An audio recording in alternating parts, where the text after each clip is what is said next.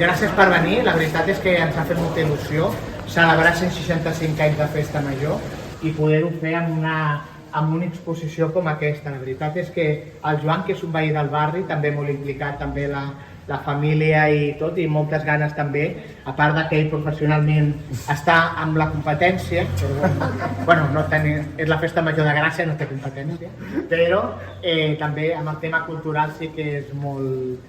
té molta expertesa i per tant molt agraït també que també vulgui col·laborar amb el barri. I és el que ha fet tots els textos i ha fet tota la recerca de les fotos i tal, i per tant donar-te les gràcies per la feinada.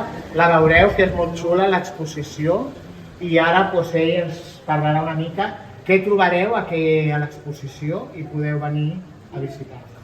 Doncs en primer lloc, moltes gràcies també a la Federació, perquè fa un any vam començar a pensar què és el que podríem fer per celebrar els 165 anys, i la primera idea va ser fer una exposició per explicar què ha passat durant aquests 165 anys al barri. I res, el resum ja el trobareu a dins llegint-lo, però bàsicament volia destacar algunes coses que durant aquest any hem anat fent recerca en arxius, biblioteques, àlbums familiars, etc. He anat traient algunes conclusions. Una és que a vegades tenim un petit complex d'inferioritat des d'Hostafrancs que ens el hauríem d'anar traient, perquè realment tenim molta història, tenim molta trajectòria, venim de lluny i hi ha molt de patrimoni per reivindicar. Després, destacar sobretot el tombant de segle entre el XIX i el XX, on hi ha una vida associativa brutal en aquest barri. Hi ha un munt de treballadors a totes les fàbriques, hi neixen casinos, aliances, orfeons, ateneus, comissions de festes, hi ha fins a 4 embalats diferents, 9 carrers guarnits, un munt d'entitats fent programació, i això és un moment de molta vitalitat que hauríem de començar a recuperar també i de reivindicar tot aquest llegat que hem rebut d'ells. I després també, una de les coses que m'ha sorprès molt, que aquí hauríem d'estirar el fil i començar... Hola, Joan!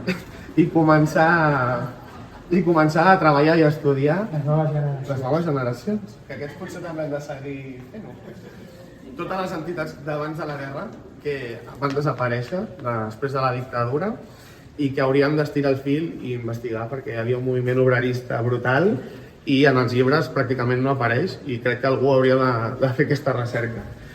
I res, desitjar-vos que ho gaudiu molt i que em permeteu també, en permís de la Federació, dedicar aquesta expo a la meva mare i a tota la família de la meva mare, que em va ensenyar a estimar aquest barri i les seves tradicions.